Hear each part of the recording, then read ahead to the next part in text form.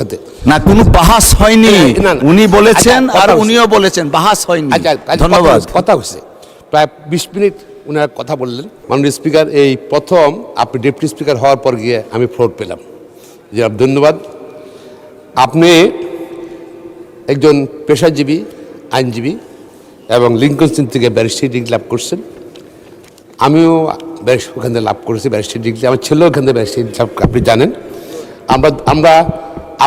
আমি সহ আরও অনেকেই কিন্তু 17 বছর আন্দোলন সংগ্রাম করছি একসঙ্গেই বলে। তো আপনি ডেপুটি স্পিকার হওয়াতে আমি আমার নিজের পক্ষ থেকে আপনার অভিনন্দন জানাচ্ছি। পাশাপাশি সুপ্রিম কোর্ট বার অ্যাসোসিয়েশনের সভাপতি হিসাবে আপনাকে অভিনন্দন জানাচ্ছি। সারা বাংলাদেশ সংগঠন বাংলার বার কাউন্সিলের নির্বাচিত সদস্য হিসাবেও আপনার অভিনন্দন জানাচ্ছি। আমি আশা করি আপনার আইন পেশায় যে অভিজ্ঞতা, আর এটা আইনসভা আইন পেশায় যে অভিজ্ঞতা, সব কিছু মিলেই সংবিধানের উপর আপনার দখল, আপনি ইনশাল্লাহ আমরা আশা করি আপনি নিরপেক্ষভাবে এবং সংসদ পরিচালনা করবেন, সংসদকে আরও উচ্চ স্তরে নিয়ে যাবেন। আমরা আপনার মঙ্গল কামনা করছি। পাশাপাশি মাননীয় স্পিকার, এটা আইনসভা, এখানে যারা সবাই তো এখানে আসেন, কিন্তু যারা আমরা ফুল টাইম প্র্যাকটিশনার, আমি হাইলি প্রফেশনাল মানুষ, আমাদেরকে যদি একটু বেশি সময় দেন, যারা হাইলি প্রফেশনাল, অনেক আছে অ্যাডভোকেট আছে, ব্যারিস্টার আছে, কোর্টে যায় না। আমরা কিন্তু সারাক্ষণে 33 বছর কোর্টে থাকি। তো সেখান থেকে ওই জন্য আমরা হয়তো আমাদেরকে সময় বেশি দিলে আমরা আইন প্রণয়নে আপনি সহায়তা করতে পারবো, এটা আশা করছি। আমাকে বা যারা প্র্যাকটিসিং লয়ার তাদেরকে দিলে আপনি হেল্প করতে পারবেন।